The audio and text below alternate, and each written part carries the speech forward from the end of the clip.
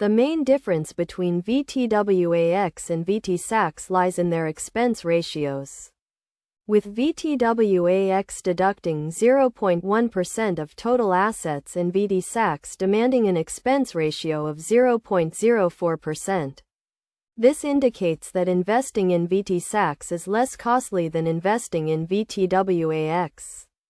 However, when considering dividend yield, VTWAX offers significantly higher rates, with an average dividend yield of approximately 1.97% over the past 12 months, compared to VTSAX's 1.35%.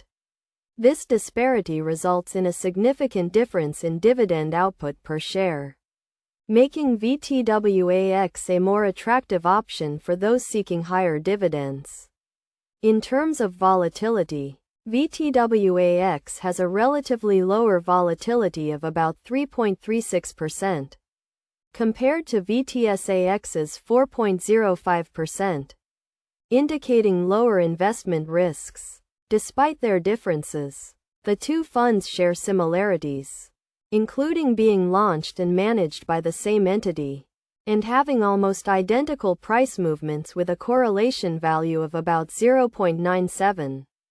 Ultimately, the choice between the two funds depends on individual investor preferences, with VTSAX offering low expense ratios and VTWAX providing higher dividend yields and lower investment risks. For those who prioritize these latter benefits, VTWAX may be the better option, offering a more advantageous investment experience.